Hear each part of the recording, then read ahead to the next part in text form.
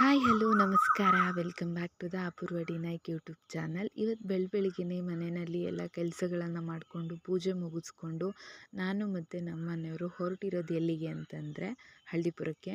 So ನಾನು mummy ಮನೆಗೆ ಹೋಗಬೇಕಿತ್ತು. ಸೊ ಮೊದಲಿನ ದಿನವೇ ನಾನು ಹೋಗ್ತಾ ಇದ್ದೀನಿ. ಏನು ಕಾರಣ ಅಂತ ಕೇಳ್ಬೋದು.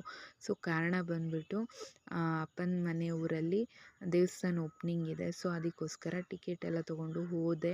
ಹಾಗೆಯೇ ನಾನು ಮಮ್ಮಿ ದೇವಸ್ಥಾನಕ್ಕೆ ಹೋಗಿದ್ವಿ. ಇಲ್ಲಿ ಕಾಯಿ ಸಮರ್ಪಣೆ ಮಾಡಬೇಕಿತ್ತು, ಹೋಮ ಆಗಿಬಿಟ್ಟಿತ್ತು. ಸೊ ನಾನು ಹಾಗಾಗಿ ಹೋಗಿದ್ದು ಲೇಟ್ ಆಗಿದ್ದರಿಂದ ಡ್ಯಾಡಿ ನನ್ನನ್ನು ಸ್ವಲ್ಪ ಲೇಟಾಗೇ ಕರ್ಕೊಂಡು ಹೋದರು. ಇಲ್ಲಿ ಹೋಮಕ್ಕೆ ಕಾಯನ್ನು ಸಮರ್ಪಣೆ ಮಾಡಬೇಕಿತ್ತು. ಭಟ್ರು ಹೇಳಿಕೆ ಮಾಡಿಕೊಂಡು ಕಾಯಿ ಹಾಕಿ ಅಂತ ಅಂದರು.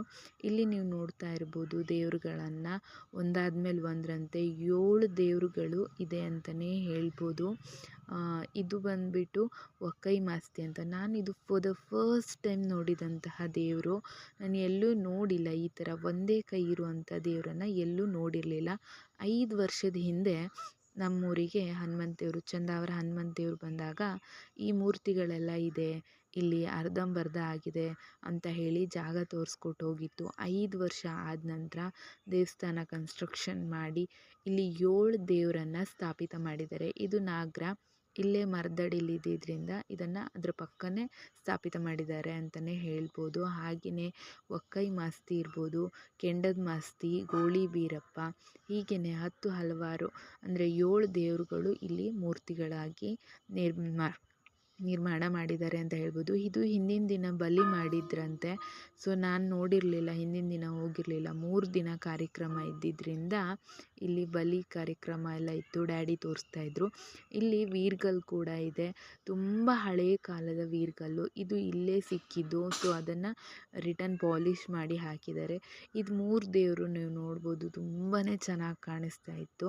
ಹಾಗೆಯೇ ಯಾರೆಲ್ಲ ನನ್ನ ಚಾನಲ್ನ ಫಾರ್ ದ ಫಸ್ಟ್ ಟೈಮ್ ವೀಕ್ಷಿಸ್ತಿದ್ದೀರಾ, ಲೈಕ್ ಕಮೆಂಟ್ ಶೇರ್ ಸಬ್ಸ್ಕ್ರೈಬ್ನ ಮಾಡಿಕೊಂಡು ವಿಡಿಯೋನ ನೋಡಿ ಅಂತ ಹೇಳೋದಕ್ಕೆ ಇಷ್ಟಪಡ್ತೀನಿ.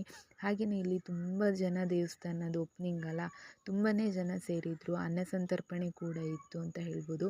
ಇದು 3 ದಿನದ ಕಾರ್ಯಕ್ರಮ ಆಗಿತ್ತು. ಬಟ್ ನಾನು ಹೋಗಿದ್ದು ಲಾಸ್ಟ್ ಡೇ, ನನಗೆ ಹೋಗೋಕ್ಕಾಗಿರಲಿಲ್ಲ. ನಮ್ಮನೆಯವ್ರು ಕೂಡ ಬಂದಿದ್ದರು. ಮಧ್ಯಾಹ್ನ ಎಲ್ಲ ಪೂಜೆ ಎಲ್ಲ ಮಾಡಿಕೊಂಡು ನಾವಿಲ್ಲಿ ಉಡಿ ಸೇವೆ ಅಂತ ಹೇಳ್ಬಿಟ್ಟು ಮಾಡಿದ್ವಿ. ಉಡಿ ಸೇವೆಗೆ ಕೂಡ ನಾನು ಇಲ್ಲಿ ಪೂಜೆ ಕೊಟ್ಟಿದ್ದೆ. ಸೊ ಭಟ್ರು ಇಲ್ಲಿ ಎಲ್ಲ ಹೇಳಿಕೆ ಮಾಡಿ ಇಡ್ತಾ ಇದ್ದಾರೆ ಅಂತಲೇ ಹೇಳ್ಬೋದು ಫ್ರೆಂಡ್ಸ್. ತುಂಬಾ ಚೆನ್ನಾಗಿತ್ತು ಕಾರ್ಯಕ್ರಮ. ಏನೋ ಒಂಥರ ಮನಸ್ಸಿಗೆ ನೆಮ್ಮದಿ ಅಂತ ಅನ್ನಿಸ್ತು. ಸೊ ಲಾಸ್ಟ್ ಮಹಾಮಂಗಳಾರತಿ ಟೈಮಿಗೆ ತುಂಬ ಜನ ಸೇರಿದರು. ನನಗಂತೂ ಸಿಕ್ಕಾಪಟ್ಟೆ ಖುಷಿಯಾಯಿತು. ತುಂಬ ದಿನ ಆಗಿತ್ತು ನಾನೆಲ್ಲೂ ಟೆಂಪಲ್ಗೆ ಹೋಗಿರಲಿಲ್ಲ. ಯಾವಾಗಲೂ ಹಸ್ಬೆಂಡ್ ಜೊತೆ ಟೆಂಪಲ್ ರನ್ ಮಾಡ್ತಾ ಇರ್ತಿದ್ದೆ. ಸೊ ತುಂಬ ದಿನ ಆಗಿತ್ತು, ಹೋಗಿರಲಿಲ್ಲ, ಟೈಮ್ ಆಗಿರಲಿಲ್ಲ ಅಂತ ಹೇಳಿ ಇಲ್ಲಿ ಹೋಗಿದ್ರಿಂದ ನಂಗೆ ಸಖತ್ ಖುಷಿಯಾಯಿತು ಅಂತ ಹೇಳ್ಬೋದು.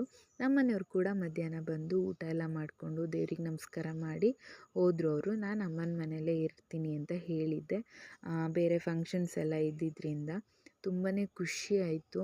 ಇಲ್ಲಿ ಇರೋದೇ 5 ಮನೆ, ಮೂಲ ಮನೆ 5, ಅದರಲ್ಲಿ ಡಿವೈಡ್ ಆಗಿ 17 ಮನೆ ಹಿಂದೂಗಳ ಮನೆ, ಮುಸ್ಲಿಮ್ಸ್ ಮನೆ ಕೂಡ ಇದೆ. ಅವರು ಸಹಾಯ ಮಾಡಿದ್ದಾರೆ.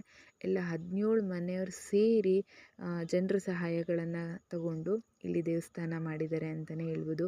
ತುಂಬಾ ಚೆನ್ನಾಗಿ ದೇವಸ್ಥಾನ ನಿರ್ಮಾಣ ಆಗಿದೆ. ನನಗಂತೂ ಸಿಕ್ಕಾಪಟ್ಟೆ ಖುಷಿ ಆಗ್ತಿದೆ. ನಮ್ಮೂರು ತುಂಬ ಹಳ್ಳಿ ಅಂದರೆ ಒಂಥರ ಒಳಗಡೆ ಆಗಿಬಿಡುತ್ತೆ. ತುಂಬ ಚೆನ್ನಾಗಿತ್ತು, ಖುಷಿಯಾಯಿತು.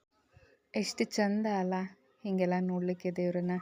ಲೈಕ್ ಮಾಡಿ, ಕಮೆಂಟ್ ಮಾಡಿ, ಶೇರ್ ಮಾಡಿ ಅಂತ ಕೇಳ್ಕೊಳ್ತಾ ನೆಕ್ಸ್ಟ್ ವ್ಲಾಗ್ನಲ್ಲಿ ಸಿಗ್ತೀನಿ. Thank you so much. Bye.